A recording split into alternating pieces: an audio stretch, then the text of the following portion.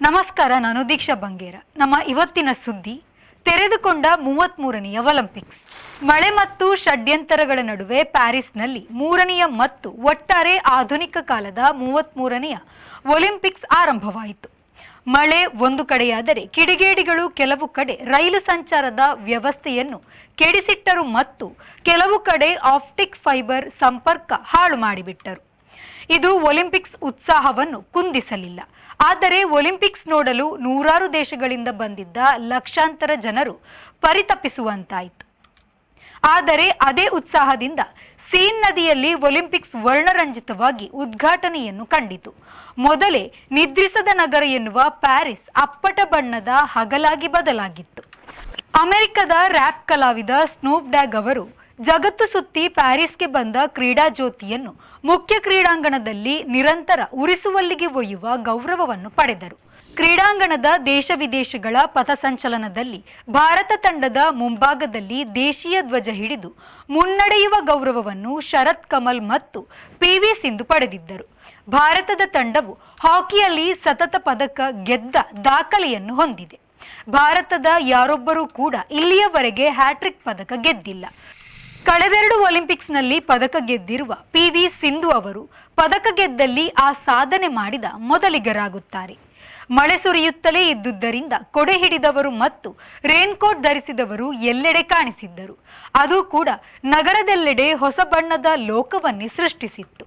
ರೈಲು ವ್ಯತ್ಯಯ, ಸಿಗ್ನಲ್ ವ್ಯತ್ಯಯ, ಕೆಲವೆಡೆ ಬೆಂಕಿ ಹಚ್ಚುವಿಕೆ ಇತ್ಯಾದಿ ನಡೆದುದಲ್ಲದೆ ಟಿಕೆಟಿಂಗ್ ವ್ಯವಸ್ಥೆಯಲ್ಲೂ ಯಾರೋ ಕಿಡಿಗೇಡಿಗಳು ಕೀಟಲೆ ಮಾಡಿದಂತಿತ್ತು. ಹಾಗಾಗಿ ಟಿಕೆಟ್ ಪಡೆದು ನೋಡಲು ಹೋಗುವವರಿಗೆ ಮತ್ತು ಎಲ್ಲ ಆಟಗಳಿಗೆ ಮುಂಗಡ ಟಿಕೆಟ್ ಪಡೆಯುವವರು ಕೂಡ ಸರತಿಯ ಸಾಲಿನಲ್ಲಿ ತೊಂದರೆ ಅನುಭವಿಸಿದರು. ಆದರೆ ಇವು ಯಾವುವೂ ಕೂಡ ಒಲಿಂಪಿಕ್ಸ್ನ ಒಟ್ಟಾರೆ ಹುಮ್ಮಸ್ಸನ್ನು ಕೆಡಿಸಲು ಸಾಧ್ಯವಾಗಲೇ ಇಲ್ಲ. ಇಡೀ ಪ್ಯಾರಿಸ್ನಲ್ಲಿ ಜನಸಂದಣಿಯು ಉತ್ಸಾಹದ ಬುಗ್ಗೆಯಾಗಿ ಹರಿಯಿತು. ಮುಖ್ಯವಾಗಿ ಎಲ್ಲ ತೊಂದರೆಗಳಲ್ಲಿ ಜನರಿಗೆ ಪೊಲೀಸರು ತುಂಬಾ ಸಹಕಾರಿಯಾಗಿ ನಿಂತುದರಿಂದ ತೊಂದರೆಗಳೆಲ್ಲ ಹೆಚ್ಚು ತ್ರಾಸದಾಯಕವಾಗಿ ಪರಿಣಮಿಸಲಿಲ್ಲ ಎನ್ನುವುದು ಹಲವರ ಅಭಿಪ್ರಾಯವಾಗಿದೆ. ಆದರೆ ಪ್ಯಾರಿಸ್ ನಿವಾಸಿಗಳು ಕೆಲವರು ಆ ಅವ್ಯವಸ್ಥೆ ನಮಗೆ ನಾಚಿಕೆಗೇಡು, ಟಿಕೆಟ್ ಬೆಲೆ ಕೂಡ ಹೆಚ್ಚು ಎಂದು ದೂರಿದ್ದನ್ನು ಹಲವರು ಗಮನಿಸಿದ್ದಾರೆ. ಪ್ಯಾರಿಸ್ ಮತ್ತು ಲಂಡನ್ ಸಂಪರ್ಕದ ಯೂರೋ ರೈಲನ್ನು ರದ್ದುಪಡಿಸಲಾಗಿದೆ. ಗುಪ್ತಚರ ಪಡೆಯು ಕಿಡಿಗೇಡಿಗಳ ಬೆನ್ನು ಬಿದ್ದಿದ್ದು ಎಲ್ಲರನ್ನೂ ಹಿಡಿದು ಶಿಕ್ಷಿಸಲಾಗದು ಎಂದು ಫ್ರಾನ್ಸ್ ಪ್ರಧಾನಿ ಗ್ಯಾಬ್ರಿಯಲ್ ಅಟ್ಬಲ್ ಎಕ್ಸ್ಪೋಸ್ಟ್ ಮಾಡಿದ್ದಾರೆ. ಸೀನ್ ನದಿಯಲ್ಲಿ ಸಾಲಾಗಿ ದೋಣಿಗಳ ಪಥಸಂಚಲನ ಮೊದಲಿಗೆ ನಡೆಯಿತು. ಯಾವ ಮಳೆಗೂ ಜನರಾಗಲಿ ದೋಣಿಗಳಲ್ಲಿ ಸಾಂಸ್ಕೃತಿಕ ಕಾರ್ಯಕ್ರಮ ಹಮ್ಮಿಕೊಂಡವರಾಗಲಿ ಜಗ್ಗಲಿಲ್ಲ. ಫ್ರಾನ್ಸ್ ಅಧ್ಯಕ್ಷ ಇಮ್ಯಾನುವಲ್ ಮ್ಯಾಕ್ರೇನ್ ಅವರು ಹೆಂಡತಿಯೊಡಗೂಡಿ ಅತಿಥಿಗಳನ್ನು ಸಾಧ್ಯವಿರುವಲ್ಲೆಲ್ಲ ಸ್ವಾಗತಿಸಿದರು. ಆಮೇಲೆ ಮುಖ್ಯ ಕ್ರೀಡಾಂಗಣದಲ್ಲಿ ಉದ್ಘಾಟನೆ ಮಾಡಿದರು. ಫ್ರಾನ್ಸ್ ಕ್ರೀಡಾ ವ್ಯವಸ್ಥಾಪಕ ಟೋನಿ ಎಸ್ಟಾಮ್ ಅವರಿಗೆ ಆಟೋಟಗಳಿಗೆ ಸಂಬಂಧಿಸಿದಂತೆ ಒಲಿಂಪಿಕ್ಸ್ ಸಂಘಟನೆಯೇ ಮೊದಲ ಅತಿ ದೊಡ್ಡ ಜವಾಬ್ದಾರಿಯಾಗಿದೆ. ಹಾಗಾಗಿ ನಾನಾ ಸಹಾಯಕರನ್ನು ಅಲ್ಲಲ್ಲಿ ನಿಯೋಜಿಸುವ, ಗಮನಿಸುವ, ಮುಖ್ಯವಾಗಿ ಭದ್ರತಾ ವ್ಯವಸ್ಥೆ ಬಗೆಗೆ ಮತ್ತೆ ಮತ್ತೆ ಕಣ್ಣಿಡುವ ಕೆಲಸದಲ್ಲಿ ಕಣ್ಣೆವೆ ಮುಚ್ಚಲಾಗದಂತೆ ಕಜ್ಜ ನಿರತರಾದದ್ದು ಕಂಡುಬಂದಿತ್ತು. 3000ದಷ್ಟು ನರ್ತಕರು ಮುಖ್ಯ ಕ್ರೀಡಾಂಗಣದಲ್ಲಿ ನಾನಾ ಬಗೆಯ ಧ್ಯೇಯ ಕುಣಿತ ಪ್ರದರ್ಶನವನ್ನು ನಡೆಸಿದರು. ಇಡೀ ಪ್ಯಾರಿಸ್ ಗ್ರೀಕರ, ರೋಮನ್ನರ ಕಾಲದ ಆಂಪಿ ಥಿಯೇಟರ್ ಆಗಿ ಬದಲಾಗಿತ್ತು ಎಂಬುವುದು ವರದಿಗಾರರ ಅಭಿಮತ. ವಿಭಿನ್ನ ಸಾಂಸ್ಕೃತಿಕ ಕಾರ್ಯಕ್ರಮಗಳ ನಡುವೆ ಕಲಾಕುಸುರಿಯ ಕಲಾವಿದರ ಹಿನ್ನೆಲೆ ಕೆಲಸಗಳು ಸಹ ಚೋದ್ಯವೆನಿಸುವಂತೆ ಇದ್ದವು. ನಾನಾ ದೇಶಗಳ ಕ್ರೀಡಾಪಟುಗಳ ಪೆರೇಡ್ನಲ್ಲಿ 205 ದೇಶಗಳವರು ಕ್ರಮ ಪ್ರಕಾರ ತಮ್ಮ ತಮ್ಮ ತಂಡಗಳೊಡನೆ ಸುತ್ತಿ ಬಂದರು. ಫ್ರೆಂಚ್ ಮಹಿಳೆಯರು ಸಿಸ್ಟರ್ಹುಡ್ ಎಂಬ ಧ್ಯೇಯದೊಡನೆ ಒಲಿಂಪಿಕ್ಸ್ ಬಗೆಗೆ ಅಲ್ಲಲ್ಲಿ 6 ಭಾಷೆಗಳಲ್ಲಿ ಮಾಹಿತಿ ನೀಡುವ ಕೆಲಸವನ್ನು ಮಾಡಿದರು. ಅದರಲ್ಲಿ ಹಿಂದಿ ಭಾಷೆಯೂ ಸೇರಿತ್ತು ಎನ್ನುವುದು ವಿಶೇಷ.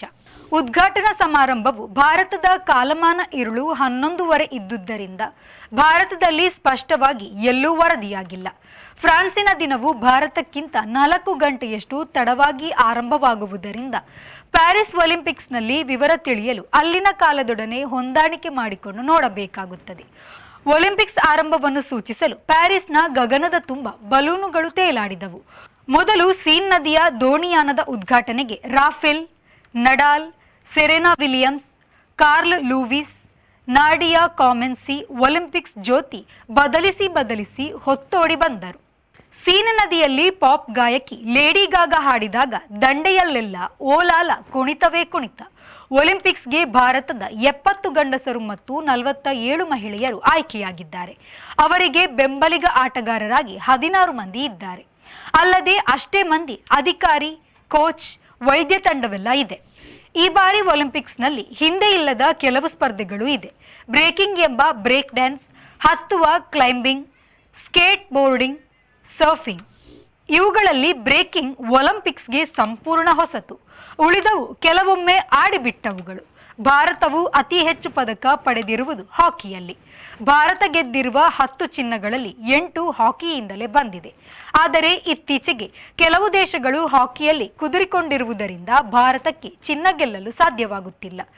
ಜುಲೈ 27ರಂದು ಭಾರತ ಹಾಕಿ ತಂಡವು ಪ್ಯಾರಿಸ್ ಒಲಿಂಪಿಕ್ಸ್ನಲ್ಲಿ ನ್ಯೂಜಿಲೆಂಡ್ ತಂಡದ ಸವಾಲನ್ನು ಎದುರಿಸುತ್ತಿದೆ. ಈಗಾಗಲೇ ಪದಕ ಪೈಪೋಟಿ ಆರಂಭವಾಗಿದೆ. ಭಾರತವು ಹೆಚ್ಚು ಶ್ರಮ ಹಾಕುವುದರ ಹೊರತು ಬೇರೆ ದಾರಿ ಇಲ್ಲ. ಏಕೆಂದರೆ ಭಾರತದ ಒಲಿಂಪಿಕ್ಸ್ ಪದಕ ಬುಟ್ಟಿ ಇನ್ನೂ ಕಾಲು ಭಾಗ ಕೂಡ ತುಂಬಿಲ್ಲ.